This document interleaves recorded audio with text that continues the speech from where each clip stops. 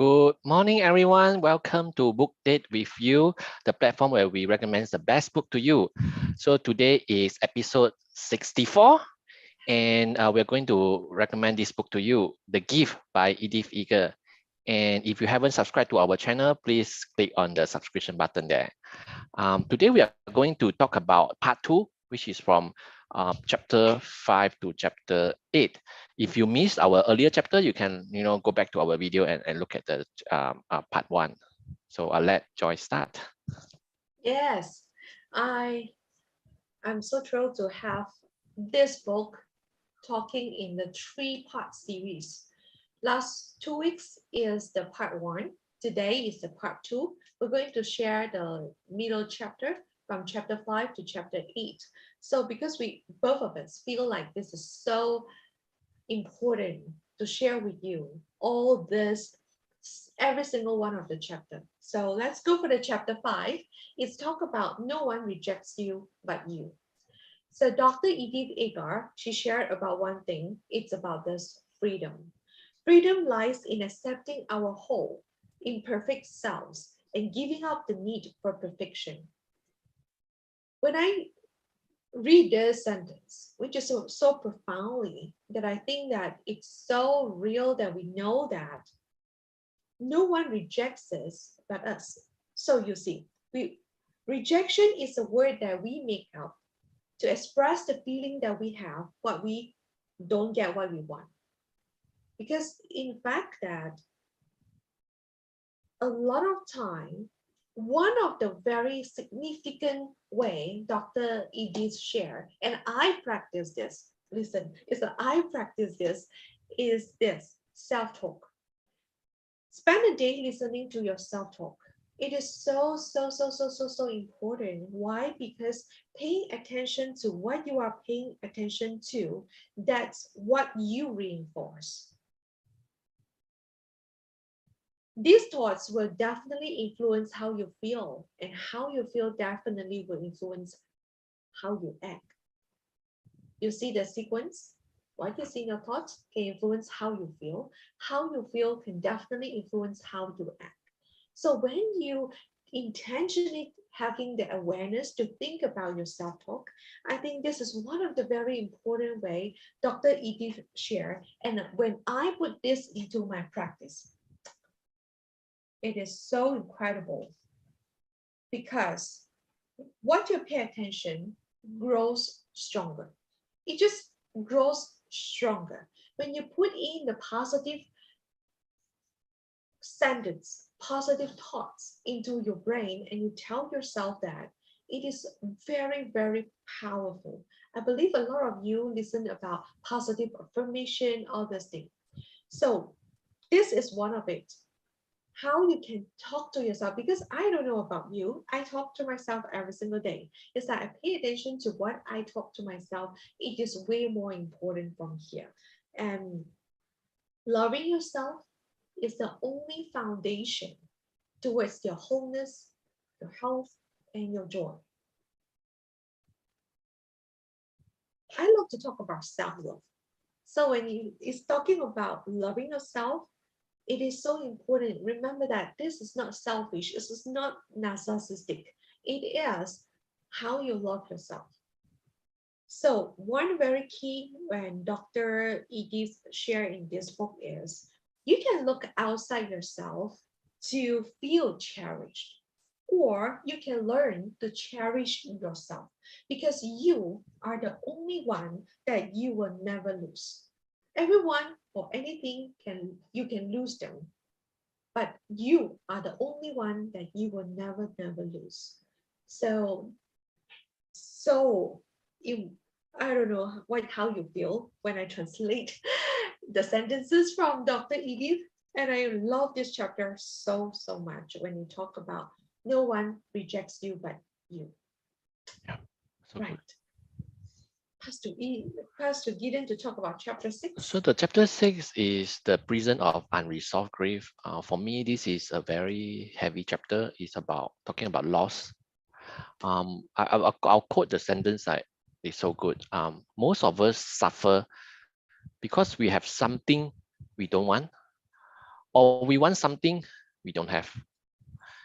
Um, Talking about we have something we don't want, usually is trouble, problem. Usually no one want problem, one person.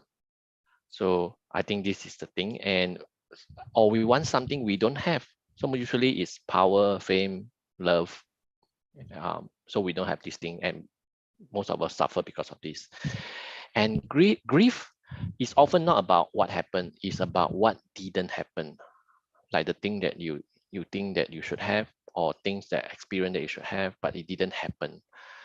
The book also talk about, I quote the book, I'm a prisoner and a victim when I minimize or deny my pain. So we should not, minimize or deny your suffering, your pain. We should express it. And if you don't express it, you are still a prisoner, and you are a victim if you hold to a regret. Regret is, the wish to change the past, which we cannot change, right? And another part which touched me a lot is about talking about the loss. And I'll just read from the book. A lot of people talk about, I lost my son, I lost my daughter, I lost something. Each person use the word loss in to describe his or her grief. But according to the book, to Dr. Edith, life is not about lost and found. It's about celebrating that the spirits of our loved one came to us. Sometimes for a few short days, sometimes for many decades, and it's about letting go. Instead of, we heard a lot of people say, I would rather die for my child, I would die for you. But instead of saying this, instead of dying for the dead one, why can't we say that I can live for them? You know, we have to let the dead be dead, to stop yanking them again and again and again, to let them go and to live our own best life so that they can rest in peace. I still remember many years ago when my father passed away, and the night where we give speech, I talk about, ask the audience to remember about how my father, when he's alive, how he liked to joke, to be active, to be around, and he liked everyone. He liked to socialize. He liked to be with everyone, to give joy to people, to make people laugh. So I remember I say that, we hope that, those who come will continue this, have this energy. So we don't want to be like sad every day. But the book also suggests, if you really want to remember someone, or you're really sad, give some time, like half an hour every day, to remember the person. And then after that, live your life, live the life that is honoring the dead. Yeah, that the dead people, the dead want you to live. So, and the also book also talk about, a lot of people say time heal all wounds, but but according to doctor, time doesn't heal. It's what you do with the time. So don't just let the time fly. Do something that is valuable, and then you can heal. Resolving the grief means both to release ourselves from responsibility for all the things that weren't up to us, and come to terms with the choices we have made that can't be undone. So some of the things, they come to us not because of us, but we have to, not because of our fault, but we have to bear the responsibility sometimes, right? And then if you make the choices already, we have to come in peace with ourselves, because once you make the choice, it cannot be undone. Some of the things cannot be undone. So we have to make peace with that, so that you can resolve your grief. You can concentrate not on what you lost, but on what is left. So the choice is to live every moment as a gift, to embrace what it is. I think this is what we can do at this time of moment. I know a lot of people is suffering, either you economically, or relationshiply, or financially, everything, because this is a tough time, right, for a lot of us. So we should not just think about what we lost. What is lost, but I think this is about gratitude. We should concentrate on what we have, what is left. And I think the last thing that is left is ourselves, right? ourselves that we can make the choice. We have the freedom to believe in ourselves. Yeah. So yeah. So this is a very good chapter actually. Yeah, Yeah. this I think this is a very heavy chapter, Um, and we read through. And I have one more thing to add yeah. on to what Gideon said. One of the page, Dr. Edith Eger, she mentioned about some things you will never understand. Don't even try to. Yeah. Wow, this sentence is really opened my eyes, I would say. Why? Because I'm a very curious girl. I love to ask why and why and why in most of the things that I encounter. Sometimes there is, you know, like why we are here where we are, why we are where we are, or what we do. Sometimes there is no reason for that, or for other things that happen around us. The thing is, it's like sometimes you don't need to go and understand. Sometimes I go and dig it out why, and it really gets so frustrated on myself. So it helps me to ground me back a little bit rather than thinking that, I must know all the reason for everything that happened around me. So I hope that this sentence served you as well. So let's jump to the chapter 7. It's talking about nothing to prove. So the chapter start talking about conflict. So let me read for you about this. Conflict is human. When we avoid conflict, we are actually moving closer to tyranny than to peace. Conflict itself is not imprisonment. What keeps us trapped is the rigid thinking we often use to manage the conflict. Yes, I agree that with so much so. It's like when you the time that you want to solve the conflict, you are having a rigid thinking, that will be very difficult for you to open up yourself to more possibility or any chances or opportunity for you to better manage the conflict. So that's why when it comes to this one, she mentioned about this. Freedom comes is in letting go of the need to be right. Sometimes there's just no right and no wrong. You just letting go for the need to be right. So this is something great to know when it comes to, she said that you don't, sorry, you can't change the situation. You can't change someone else's mind, but you can look at the reality differently. You can accept and interpret multiple points of view. And this flexibility is our strength. When it comes to the flexibility, you know that when you have stretching, especially when you have your yoga session, right? It's teaching you how to be flexible in your physical body. So it is like when you're morning, when you do your stretching, that's part of the place that train your body how to be flexible, at the same time train your mind how to be flexible as well. So there's another part that I want to highlight. This is a very long topic.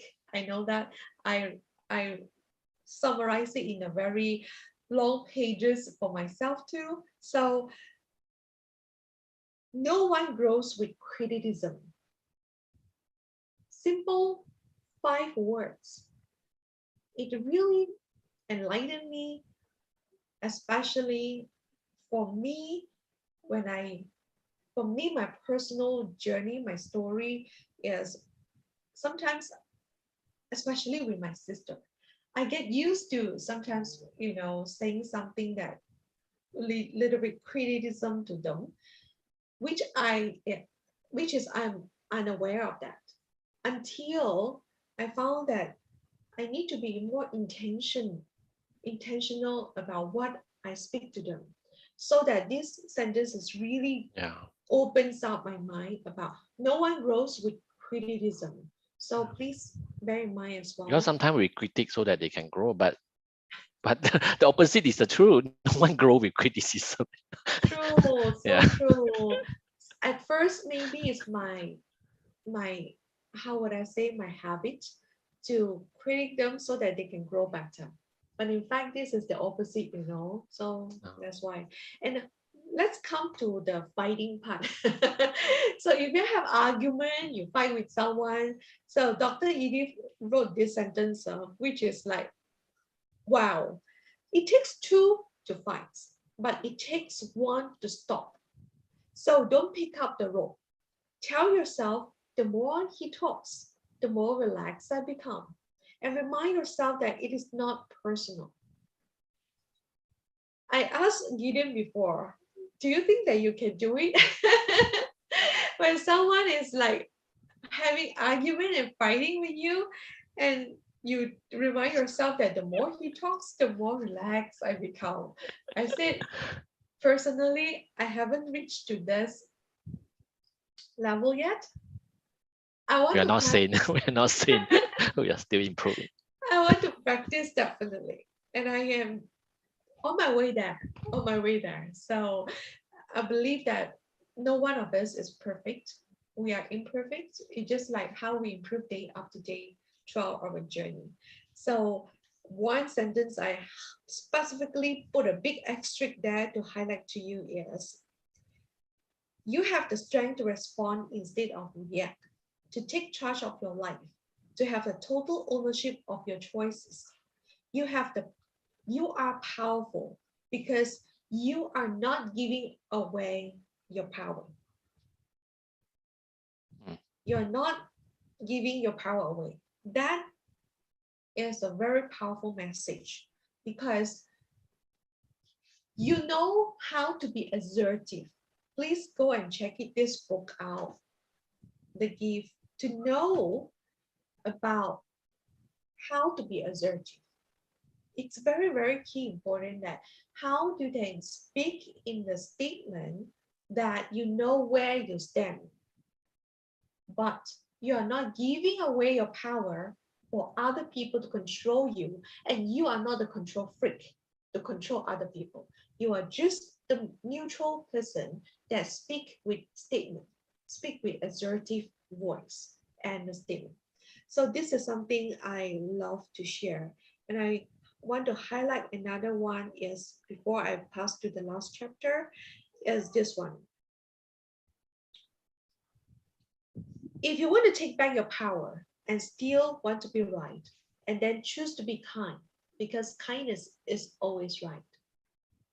This sometimes is just like you want to take back your power, at the same time you want to be right.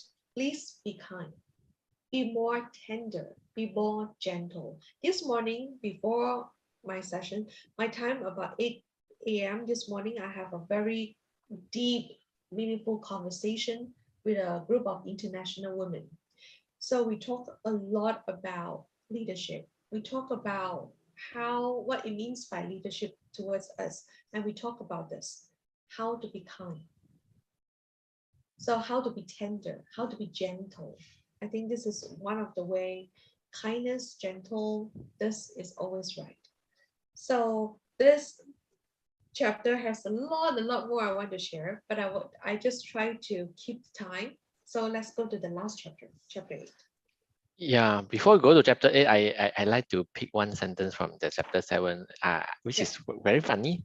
I quote the book that he say, I'm very selective about who's going to get my anger, because when I angry, I'm the one who suffer. so yeah, selective with what you are angry with. So chapter 8 is, who you like to be married to you. Well, sorry, would you like to marry to you? So think about it. So I think this chapter is about relationship, okay, or communications. So I start with talking about anger again. So the book talk about when we angry is often because there's a gap between our expectation and reality. When we think that it's other person who is trapping and aggravating us, but the real reason is our unrealistic expectation. I think a lot of time, if you cannot change the reality, you should examine your expectations. And so another topic is I like a lot is about they call it 3-step dance, which is when people fight or have an argument, they start with the first step, which is frustration. Then you follow by second step, fighting. The third step, making up. But making up is you doesn't really solve the problem. You just think that let's be cool. We don't just want to avoid talking about this again. And then this circle will repeat and repeat again. I think a lot of people having this communication, this fight pattern like this, and it didn't solve anything. So I think we should really look at this, because you are either contributing to a relationship or you are contaminating it. So think about it. We don't just want to put aside the argument, but don't really look at the issue and resolve it. And um, the other funny thing about when we have argument is the book talk about the next time he tell you are wrong, you should answer that. You should answer is you are right, and he can't fight with that. If you say you are right, and actually you are not lying, because everybody make mistake, right? Anybody could improve, and he think he's right, and then he's right. So say yes, you are right, and then the fight will stop. Anyway, the last one I want to share is about, if we deny an accusation, we are still accepting blame. We are taking responsibility for something that isn't ours. So I read some of the sentence here. The next time someone is angry, ask yourself, whose problem is it? Unless you cause the problem, you are not responsible with when he tried to put the monkey on your back. Give the monkey back. Say sounds like you are in a tough position, sounds like you are mad about this.